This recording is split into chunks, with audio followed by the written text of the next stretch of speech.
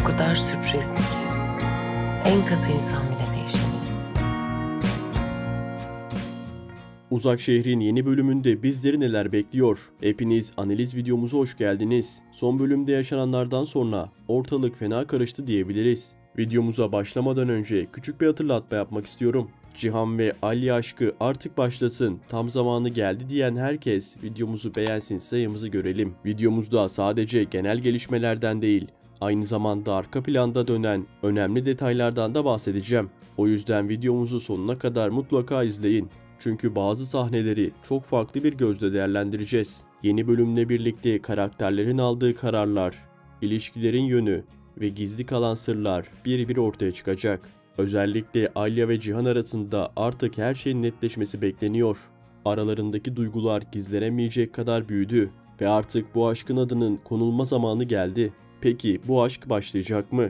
Yoksa yeni bir engelle mi karşılaşıyoruz? Tüm bu soruların cevaplarını videomuzda birlikte değerlendireceğiz. Hazırsanız Uzak Şehir'in yeni bölüm analizine geçelim. Uzak Şehir dizisinin son bölümü izleyenleri resmen ekrana kilitledi. Gerilim, aşk ve dram ne ararsak vardı bu bölümde. Şimdi hem bu son yaşananları detaylıca konuşacağız, hem de bir sonraki bölümde neler yaşanabilir birlikte analiz edeceğiz. Alya, Cihan Deniz'in bulunmasından sonra rahat bir nefes alırken, özellikle Cihan'ın Deniz'i kurtarmak için gösterdiği mücadele, Alya'nın gözünde onu bambaşka bir yere koydu.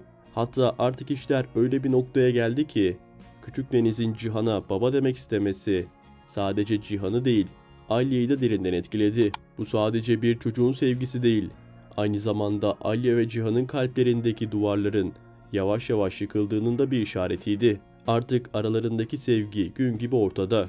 Ama içinde bulundukları şartlar bu aşkı şimdilik gölgelemeye devam ediyor.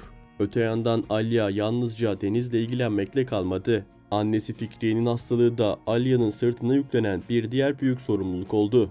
Her ne kadar geçmişte büyük yaralar almış olsa da Alya bir kız evlat olarak annesini bu süreçte yalnız bırakmamaya karar verdi. Bu karar kolay değildi. Onca kırgınlık, öfke ve hayal kırıklığına rağmen Alya'nın bu adımını atmasında Cihan'ın desteği ve yönlendirmesi büyük rol oynadı. Çünkü artık Cihan sadece Deniz'in değil, Alya'nın da en büyük güvencesi haline geldi. Ama gelin görün ki dizi sadece duygusal sahnelerle değil, aynı zamanda tansiyonun tavan yaptığı gelişmelerle de ilerliyor. Uğur'un Alburo ailesine karşı giderek büyüyen tehdidi artık Sadakat için kabul edilmez hale geldi. Sadakat kendi yöntemleriyle bu işi çözmeye karar verdi. Ancak bu hamlesi Alya'nın tepkisini çekti. Ne var ki Alya daha duruma müdahale edemeden kurşun çoktan sıkıldı bile. Şahin ve Nare cephesinde ise ilişkileri küllerinden doğar gibi oldu. Nare boşanma sürecinde Şahin'le birlikte hareket etmeye başladı ve bu birliktelik onları başka bir noktaya taşıyabilir. Şahin'in kararlılığı Nare'nin üzerindeki karanlığı bir nebze olsun dağıtmış gibi ve artık Şahin ne pahasına olursa olsun Nare'yi mutlu etmek istiyor. Ve şimdi geldik Demir, Zerrin ve Kaya üçgenine. Demir, Zerrin'i Kaya'ya karşı bir koz gibi kullanmaya çalışsa da bu oyun artık ters tepmeye başladı. Zerrin hem Demir'in psikolojik baskılarına maruz kaldı, hem de geçmişin acılarını içinde biriktirdi. Sonunda olan oldu. Zerrin öfkesini daha fazla bastıramadı ve Demir'e saldırdı. Bu cesur hamlenin ardından herkesin aklında aynı soru var.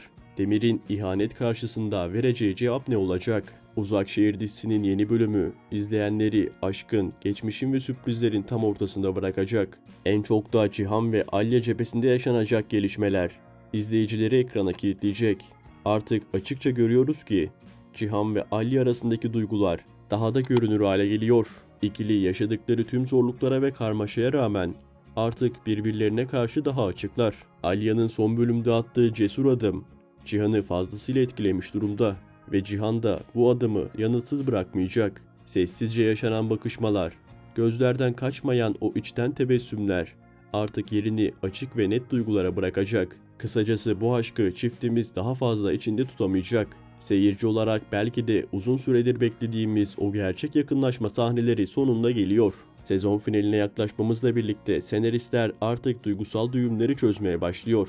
Bu da demek oluyor ki Cihan ve Alya aşkı sezon finaline giden bu kısa süreçte resmen başlamış olacak. Cihan'ın Alya'ya olan sevgisi yaptığı her fedakarlıkta ve bakışında kendini belli ediyor. Ancak dizi öyle bir yerden hamle yapacak ki tam da bu romantik atmosferin içinde bir gelişme yaşanacak. Meryem Cihan'ın geçmişte büyük aşk olarak hikayeye dahil edilecek. Dizimizde birkaç bölüm önce Meryem'in Cihan'ın hayatındaki tek kadın olduğu imajı çizilmişti. Ama şu bir gerçek ki Cihan artık geçmişe değil, bugüne ve Alya'ya odaklanmış durumda. Kalbi Alya'ya ait ve kim gelirse gelsin bu gerçeği değiştirmeyecek. Fakat Meryem'in gelişi dizimize yeni bir yön verecek ve olayların seyrini değiştirecek. Çünkü Meryem yalnızca eski bir sevgili değil, aynı zamanda birçok sırrı da beraberinde getirecek. Alya ile Cihan tam birbirine yakınlaşmışken araya giren bu yeni karakter ister istemez dengeleri bozacak. Belki kıskançlık yaşanacak ama ne olursa olsun bu fırtına Alya ve Cihan'ı birbirinden koparmaya yetmeyecek. Tam aksine birlikte verdikleri mücadele onları daha da yakınlaştırabilir. Uzak Şehrin yeni bölümünde uzun süredir gizlenen sırlar bir ortaya çıkmaya başlayacak. Bunların başında ise Boran meselesi geliyor. Ecmel'in bu konuyu öğrenmesi artık an meselesi. Ne kadar saklansa da gerçeklerin bir huyu vardır. Gün gelir ortaya çıkar ve bu sır açığa çıktığında Ecmel'in torunu için harekete geçeceğinden hiç şüphemiz yok. Fakat Ecmel bu yolda yalnız yürümeyecek. Çünkü karşısında Sadakat olacak. Sadakat'in Deniz'e olan sevgisi, izleyicinin de artık çok yakından bildiği bir gerçek. Boran'dan kalan bu emaneti gözü gibi koruyan Sadakat, Deniz için adeta bir duvar olacak. Ecmel'in hamleleri ne kadar büyük olursa olsun, Sadakat'in mücadelesi de en az onun kadar kararlı olacak gibi görünüyor. Öte yandan Zehrin cephesinde fırtınalar dinmiyor. Demir'in baskısı altında kalan Zehrin hem fiziksel hem de duygusal anlamda büyük yıpranma yaşıyor. Her ne kadar güçlü durmaya çalışsa da içinde biriktirdiği acılar artık dayanılmaz bir hal alıyor. Ancak bu karanlığın içinden bir ışık doğacak. Sevdiği kadının acı çekmesine daha fazla göz yummayan Kaya sonunda harekete geçecek. Demir'in zulmüne karşı sessiz kalan Kaya artık susmayacak ve Zerrin'i bu karanlık hayatın içinden çekip çıkarmak için elinden geleni yapacak. Uzakşehir dizimizde aşk yoluna cesaretle çıkan bir diğer çiftimiz de Şahin ve Nare. İkili artık dönüşü olmayan bir yola girmiş durumda. Nare uzun süredir içinde biriktirdiği cesareti toparlayarak boşanma kararını net bir şekilde verdi ve bu kararın arkasında durmaya da kararlı. Nare için boşanma sadece hukuki bir süreç değil, aynı zamanda kendi hayatını yeniden inşa etme fırsatı ve bu yolda Şahin'le yürümeyi seçti. Boşanmanın gerçekleşmesiyle birlikte Nare adeta kuş gibi hafifleyecek.